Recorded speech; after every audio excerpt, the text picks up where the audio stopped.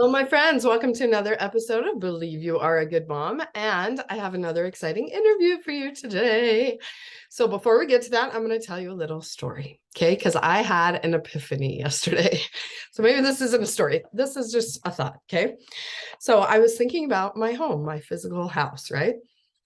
We just moved here a year ago. And my husband came to this open house. We were not planning on moving, but his cousin insisted that he just come to the open house of a neighbor who had moved in her neighborhood. Okay. So he comes to the open house and then he calls me. Okay, this is a story, I guess. I'm telling the whole story that goes with the epiphany. So he calls me and he's like, "Oh, Brigham Young has staked. This is the place. This is our house. We're moving in here." And I'm like, do I get any say in the matter?"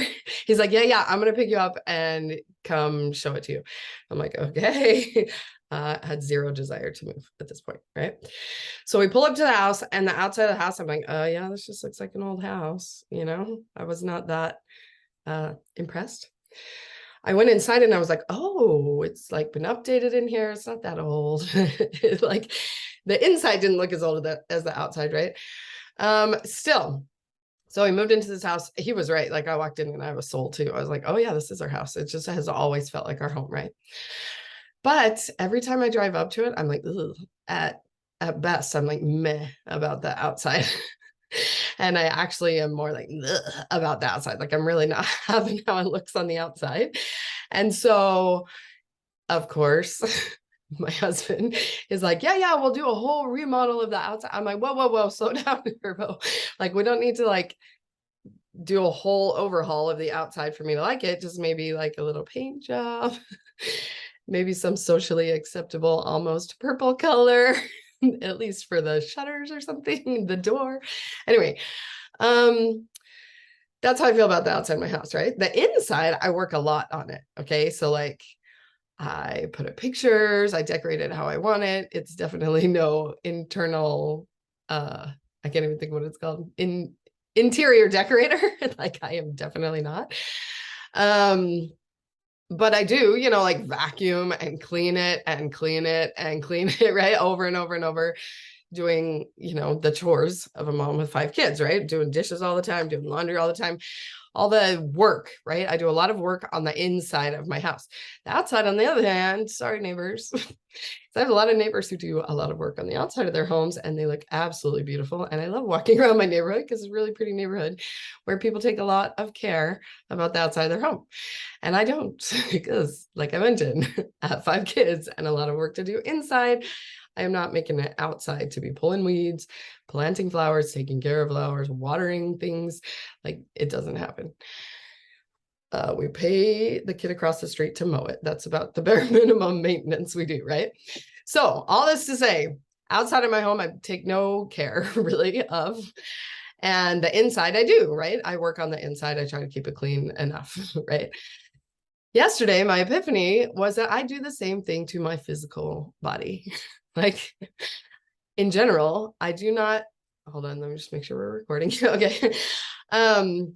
I don't care that much about the outside. I don't care that much about style. You may have noticed if you watch these videos, I'm usually in a black shirt, and maybe it's the black polka dot shirt if I'm feeling very stylish today. And sometimes I put on makeup because I know this is going to be a video. I did just now, literally like 30 seconds before I hit record, threw some on. And basically, just like the front of my house, all I want to do is just kind of paint the door purple and call it good. So my hair is purple. That's the extent of my maintenance, right? There's very minimal maintenance on the outside, but I work a lot on the inside. I think about my brain. I think about my thoughts. I think about my feelings. I process feelings. I do a lot of internal work on myself all the time. So all of a sudden I had like this aha yesterday that the way I think about my house is similar to the way I think about my body and how I take care of it. So maybe I'll have enough bandwidth someday to take care of the outside of my house, but this is all leading up to my interview with my friend Sheri Brasier, because she is a style coach, people. And why we are friends, I mean, besides the style thing, it makes sense. Like we're really kind of the same person incarcerated. Like there's a lot of things we have in common, but the style thing is something we have like polar opposite not in common. Okay. And I always laugh because I just feel like I'm like the least stylish person ever.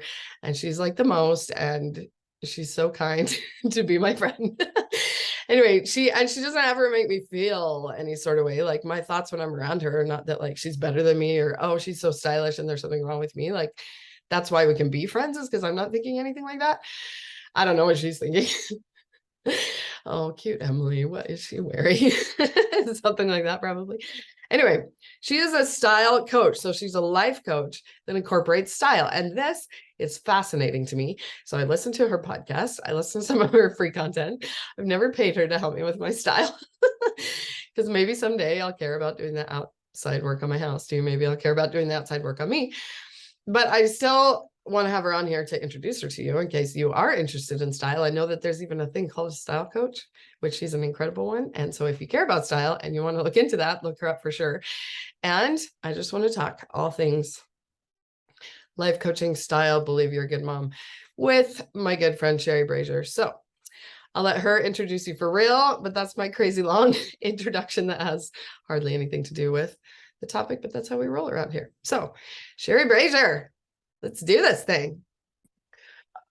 Okay, so Sheri Brasier is a style coach, and I hit pause between that intro, and I just had a whole conversation with her. She coached my face off, literally, because she made me cry and all my mascara ran all over my face. So here we are. We both had a nice cry, and now we're going to talk about how to believe that you are a good mom.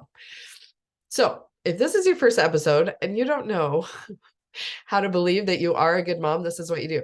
You make a big long list of all the expectations of yourself that qualify you as a good mom, and you throw it away.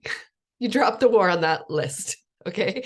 Because you are a good mom, no matter what is on that list, no matter whether you are doing the things on that list, you are not doing the things on that list, you are a good mom. You just are. So the reason why this matters is because every little thing on that list, your brain tells you, you should be doing this. You should not be yelling at your kids. You should be feeding your kids more vegetables. All day long, the list is talking to you with the shoulds and shouldn'ts and supposed tos. And the only way to have peace in your parenting and to drop the war is to drop the list. Okay, so I have my brain still telling me that I should have style. I should wear a bra. I should put on makeup. And so Sheri and I just had an hour-long conversation about this. And she's going to explain, however, whatever she's going to say, about why I shouldn't. Like, I don't need to if I don't want to. Right, Sheri? Is that a good summary? Yes. Okay, so Sure. tell us all about Yes, yourself, introduce yourself, talk about style coaching, and whatever else. It's all you. Okay. Hello, Emily Wardrop's customers or audience, I guess is the right word, right? Uh-huh. My name is Sheri Brasier, and I am a life and style coach. And I have also been a hairstylist for the last 26 years. So I am very versed in women's style, meaning hair and clothes and all the things. And I have been in contact with and helped lots and lots of women, thousands of women at this point. And I've seen a few things come up time and time again. And that is what Emily is so good at, which is the list of expectations that we have for ourselves. And we should be in some kind of a box that everyone should be, looking like, or, their hair should be, or their clothes should be a certain way or a certain style. And it's just not true. We each have our own individualized style. We each have our own individual lives that we are living, and we want our style to be reflective of who we are, and that can change over time. And if you have an idea of what your style is, then your style can change with you as your life changes and as your seasons change. And I am a mom of 4 boys. They are all in school now. They range from 21 to 12. And I had different seasons of my life where my style was different.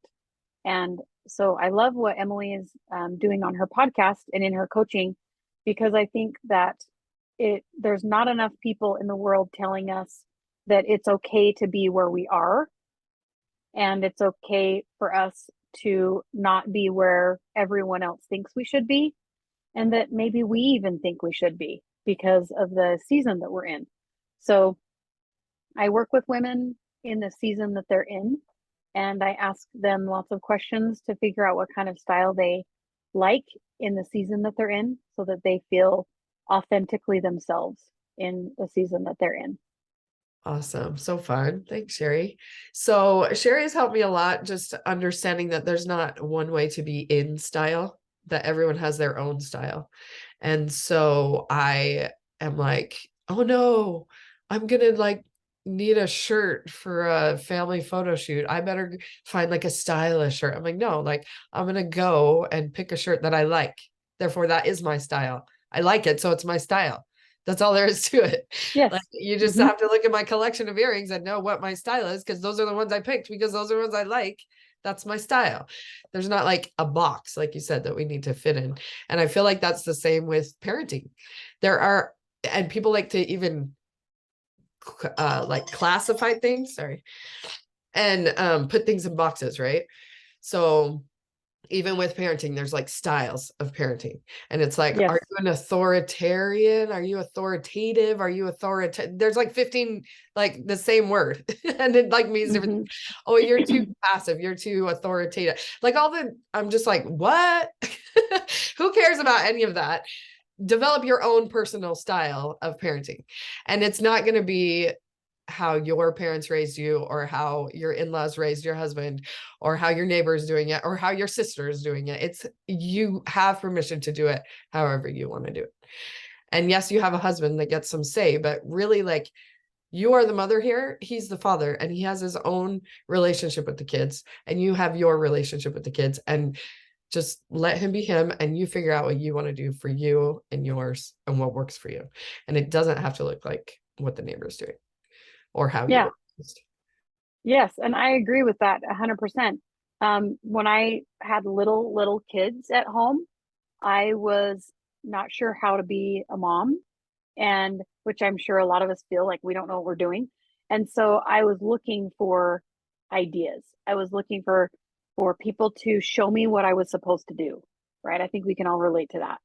And I realized over time that some of the things that I found worked for me. Yeah. They resonated with me. They felt good to me. They worked. Whatever it was, you know, discipline thing I tried because somebody said that it was going to work, it actually did work, and Uh-huh. I liked it, and it felt good, and it accomplished what I wanted it to accomplish. And then other things I've tried didn't. That didn't work, and my kids didn't respond to that, and I didn't feel good doing those things. Like that didn't work for my personality, for my parenting style. And so when we're talking about fashion and style and clothes and, you know, all of the things that go around that, you can do the same exact thing. You take little pieces of what you're seeing out in the world and what's being offered to you, and you decide what feels good to you, what resonates with you. And maybe the girl that is wearing stilettos every day, whether she's in joggers or a mini skirt, she's constantly in heels, like maybe that's not your thing. That's okay. But maybe you have another style icon that you follow or that you see, and you're like, you know what, she always looks so cute in jeans, she's always wearing jeans, I really like jeans, I need to find a pair of jeans that fit me so that I can wear jeans a lot because I really like the look of jeans. Okay, great, let's find a great pair of jeans for you that you can feel comfortable in and wear every day if you want. Like that's something that is your style. You're going to pass on the stilettos, and you're going to invite the jean conversation in, and we're going to talk about jeans. So I think that it's good to have ideas out there for us, but we don't have to take everything that we see, and the shoulding ourselves and, oh well, I should look like that, or I should look like that, or you know, that's when we get into trouble with parenting, and that's when we get into trouble with style as well. Yeah. And I feel like it maybe seems a little bit more obvious with heels. It's like, well, obviously I'm not going to wear heels all the time, but like you said, it applies to parenting too. We listen to the parenting podcasts that say we're supposed to do it a certain way, and then we think that that's like the law And that if we Yeah. don't do it that way, that we're a bad mom, or that we're doing it wrong, or that, and we make it a moral issue, and it's like a bedtime. It's a it's a Mm-hmm. meal suggestion. Like Mm-hmm.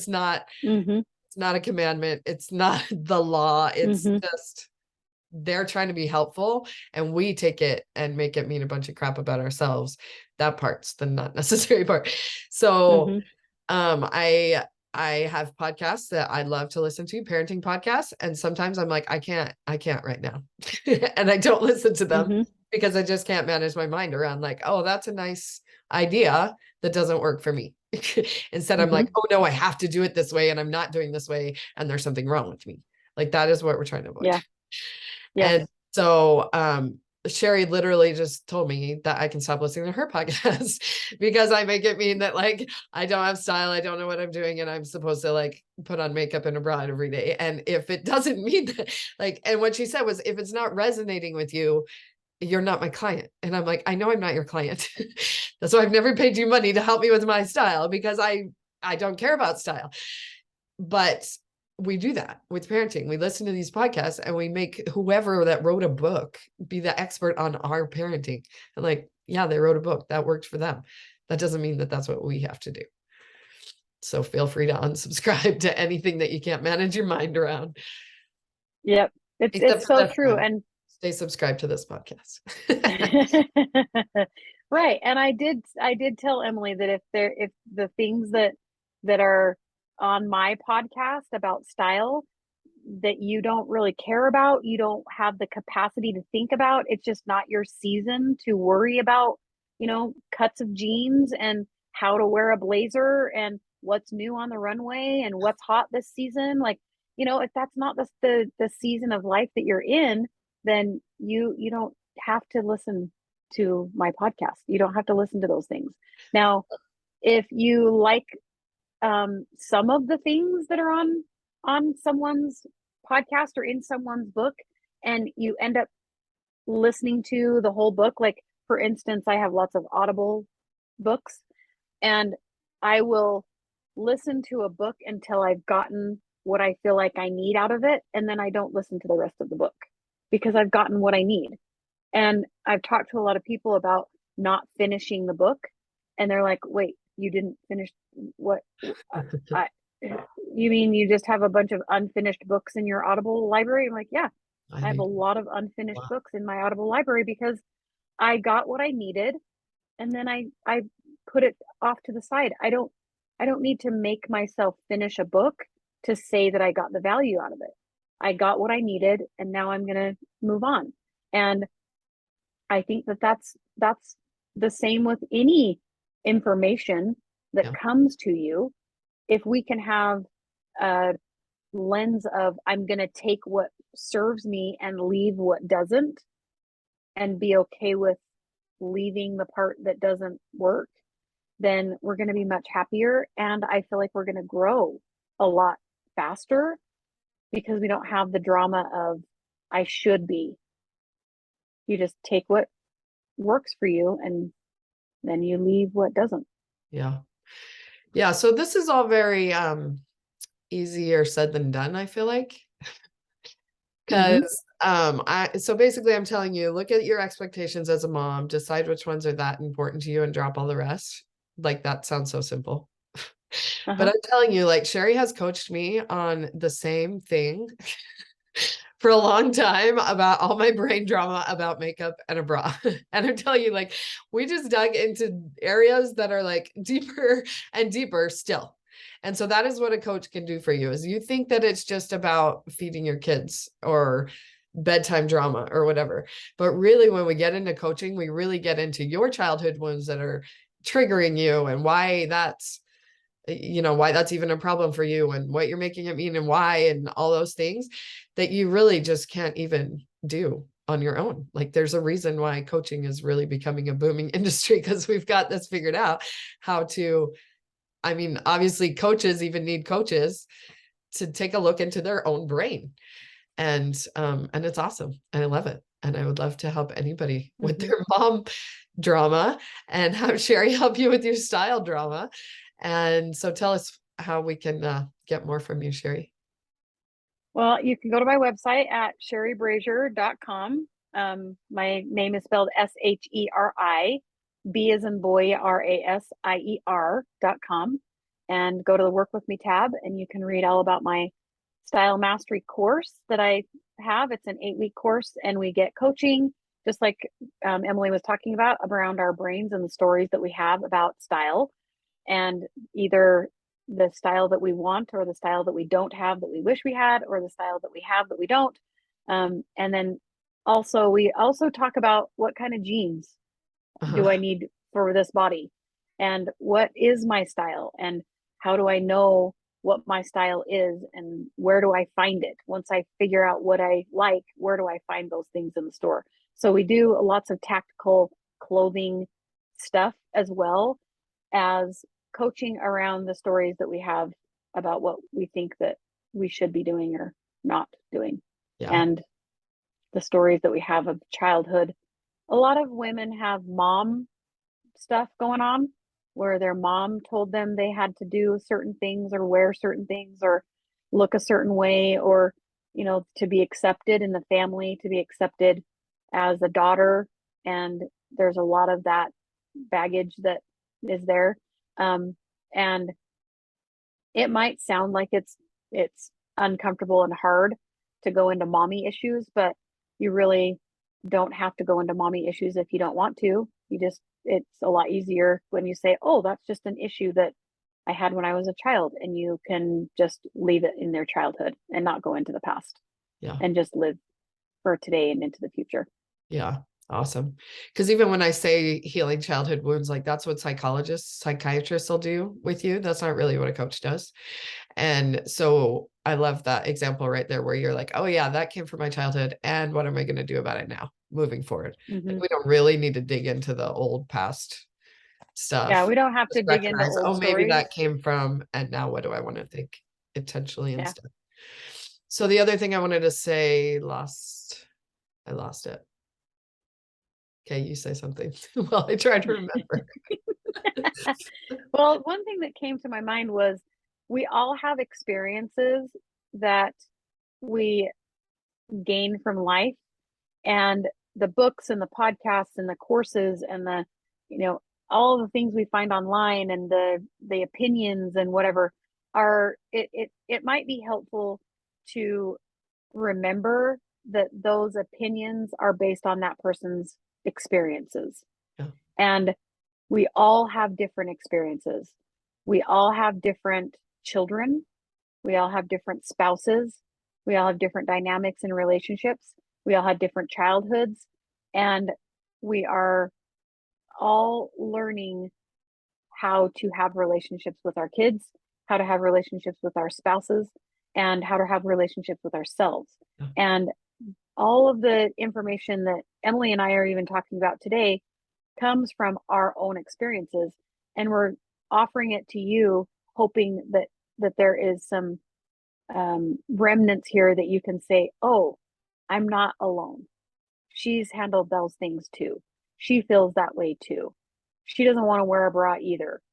We can be sisters in not loving wearing bras. There's somebody else that's like me, right? We all want to feel like we're part of something. So the things that you hear out in the world, or even on podcasts and whatever, just realize those are those people's experiences, and they're sharing, hoping that it gives someone else hope and feels like they're connected with someone, so that they're not alone. Mm-hmm. So and I think that you're doing a great job in helping moms with little kids who feel like they're a bad mom feel like there's someone that understands them, that understands the feelings and the thoughts that they have about motherhood, and that it's okay that they feel that way, that they have a confidant, they have somebody that they can relate to. Thanks. So what I was going to mention is that although I haven't hired Sheri, I do know moms that would love to, because I literally mentioned on a Marco Polo with a couple besties of mine about my style coach friend, and they were like, there's such thing as a style coach? What? I need to know about this, because they're in the thick of raising kids. They do care. Their body is different. They don't know how to clothe their body anymore.